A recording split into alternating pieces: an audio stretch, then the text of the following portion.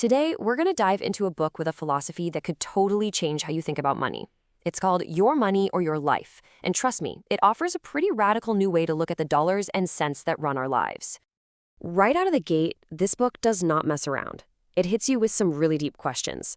Are you genuinely satisfied with what you're contributing to the world? Does your job actually reflect your core values? And maybe the biggest one, do you come home from work feeling full of life? It's worth taking a beat to really think about that. And this phrase from the book, wow, it just perfectly nails the modern trope, doesn't it? We're all so focused on making a living, but have we ever stopped to ask if somewhere along the way, it actually turned into making a dying? You know, that slow drain of our energy for a life we're often too exhausted to really enjoy? So, what is the real cost of this whole hamster wheel? Let's take a look at what the numbers actually tell us about our collective relationship with money.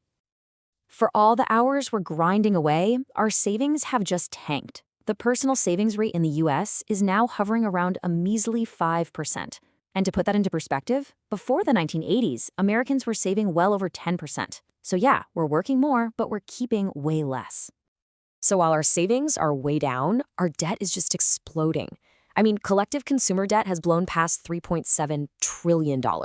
That's more than double what it was just at the turn of the millennium.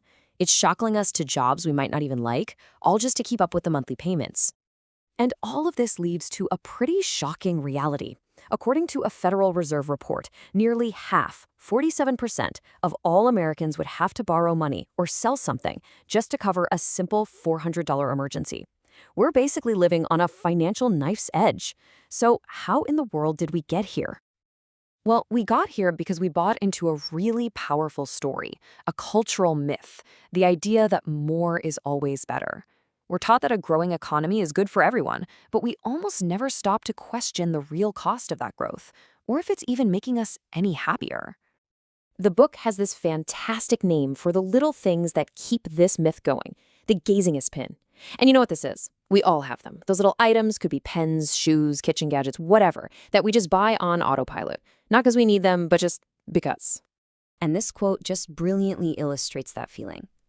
It's like you're not even in control, right? It's some alien arm attached to you just functioning like a wind-up zombie in the mall or scrolling online. This unconscious spending is exactly what keeps that making a dying cycle spinning.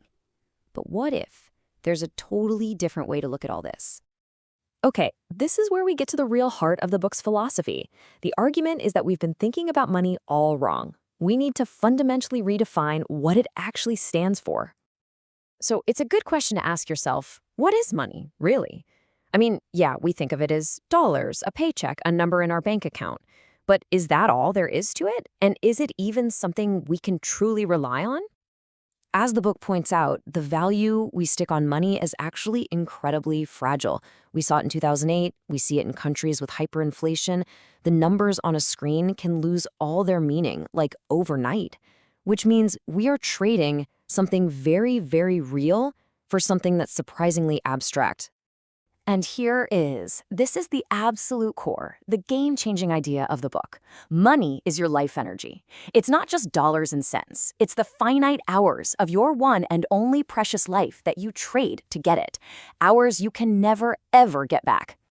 And once you make that mental shift, once you see money as your life energy, well, everything changes. You're not focused on getting more anymore. You're focused on optimizing your life energy. And this is what the book calls the path to enough. This new mindset totally reclaims the word frugality. Let's be honest, it gets a bad rap, right? It sounds like penny pinching and deprivation, but the book traces the word back to its Latin roots, meaning fruit and to enjoy. So true frugality is really about having a high joy to stuff ratio, getting the most fulfillment, the most joy out of the life energy you choose to spend. So the book lays out a really clear path. It all starts with just becoming conscious of every single dollar, every bit of your life energy that you spend. This lets you align your spending with what you actually care about, with your deepest values. And that naturally leads you toward financial independence, that amazing point where work becomes a choice, not a desperate necessity. The goal isn't to be rich, it's just to have enough. And this is where it gets really exciting. What happens when you've actually reached enough? What do you do with your time and your life when you're no longer just working to pay the bills? The book tells this really powerful story about 3 stonecutters.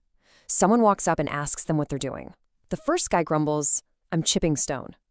The second one says, "I'm earning a living." But the third one, his face is just shining. He looks up and says, "I'm building a cathedral." He had a purpose that was so much bigger than his paycheck. So the ultimate takeaway is this. When you transform your relationship with money from this frantic, anxious chase into a conscious choice, you free up your life energy. You're not just chipping stone anymore. You finally have the time, the freedom, and the mental clarity to figure out what grand, magnificent purpose you want to serve. You get to build your own cathedral. So the only question left is, what will yours be?